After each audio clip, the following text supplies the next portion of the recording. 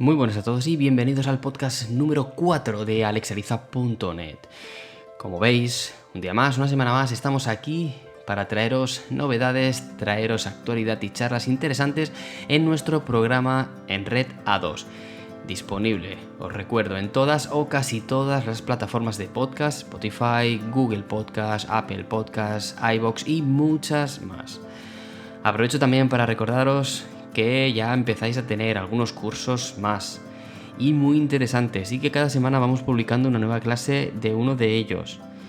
Además, repito, como en todos los podcasts, que estáis aún a tiempo de aprovechar la oferta de suscripción para toda la vida por 5 euros al mes en lugar de 10 euros. Llegará un momento que esto ya no lo pueda decir en ningún otro podcast, ya que llegará un momento en que el precio será 10 euros mensuales para todo el mundo. Además, recordad que los suscriptores podéis sugerir cursos, posts, podcasts con todos los temas que estamos tratando u otros temas que os puedan interesar, de manera que podamos charlar sobre esos temas en cualquier podcast o cualquier post, etc. Y si aún no estáis suscritos, entrad ya en la web alexaliza.net, la web de todo lo relacionado con el networking y los sistemas. Y algo más donde aprenderás absolutamente de todo, te divertirás, estarás invitado a participar y sobre todo nos conocerás, que como siempre digo, no sé si es la mejor o la peor parte, pero el buen rollo y las ganas de aprender son nuestra prioridad. Sin más, os dejo con el podcast número 4, esta vez os dejo con mi compañero Alberto y el tema de las IPs, IP versión 4, qué está pasando con las IPs versión 4 respecto con la versión 6. Muy interesante, os lo recomiendo, así que quedaos, que esto empieza ya.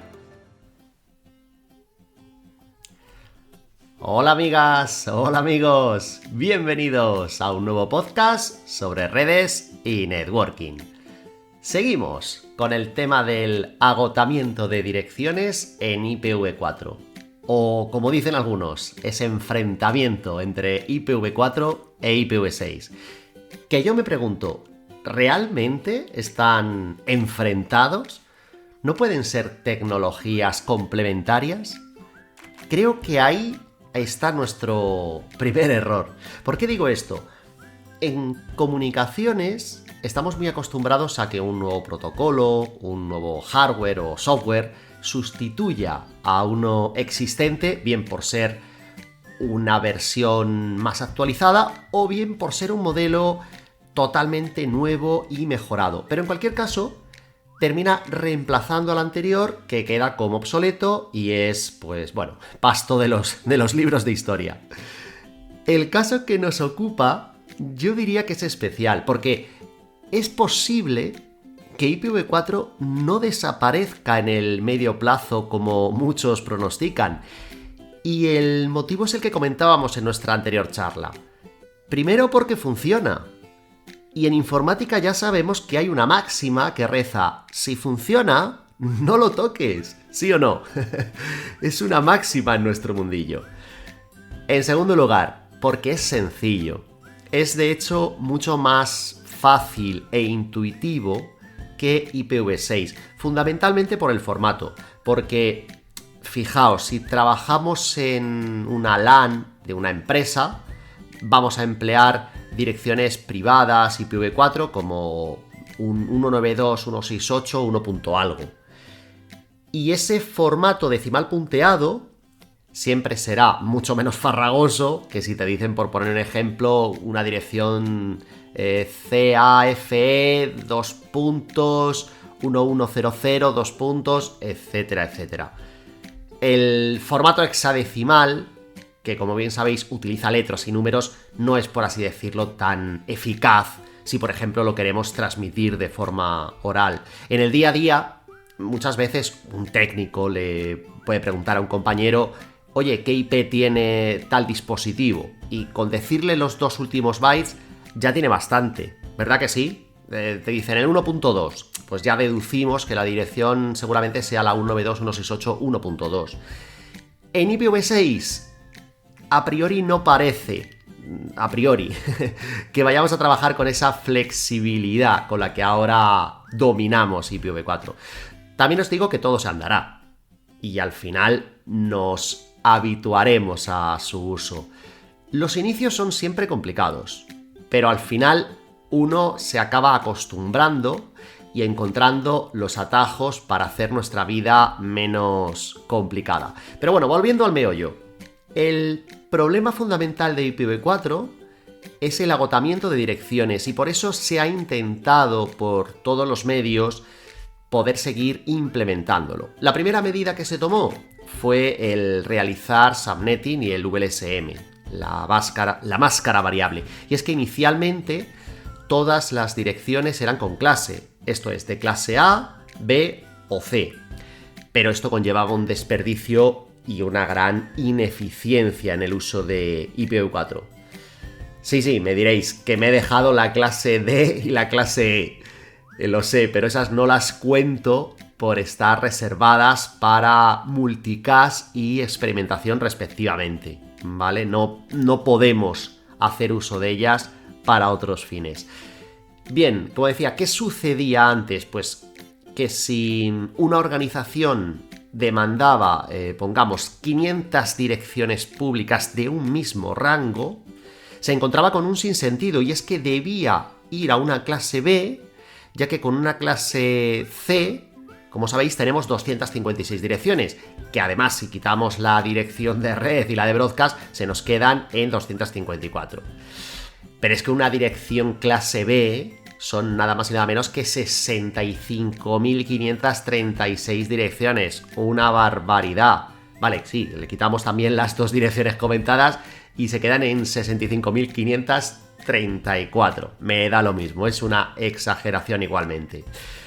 Por eso el subnetting y el VLSM dieron algo de luz a esta primera problemática, pudiendo hacer redes, por ejemplo, /23, /22 y no solo las que eran con clase, ¿no? Las /8, /16 y /24. Esto dio un paso hacia una mayor flexibilidad en el uso de direcciones.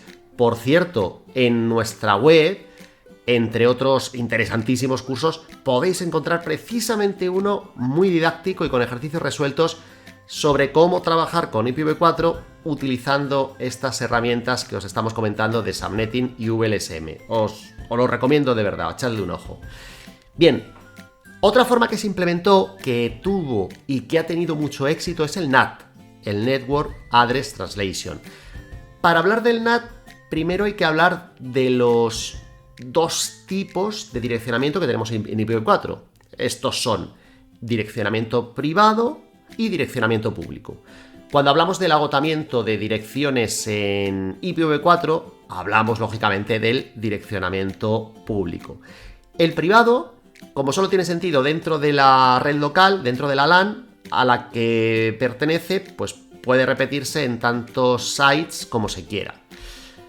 Es por ello que en multitud de hogares y oficinas todos tenemos esas típicas direcciones 192.168.0. algo o 192.168.1. lo que sea.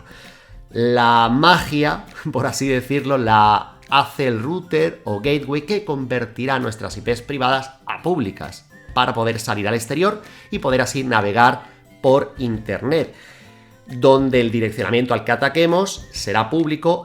Y además, para que el tráfico vuelva, también debemos usar una IP pública. En el camino de vuelta, la IP pública se volverá a transformar en IP privada.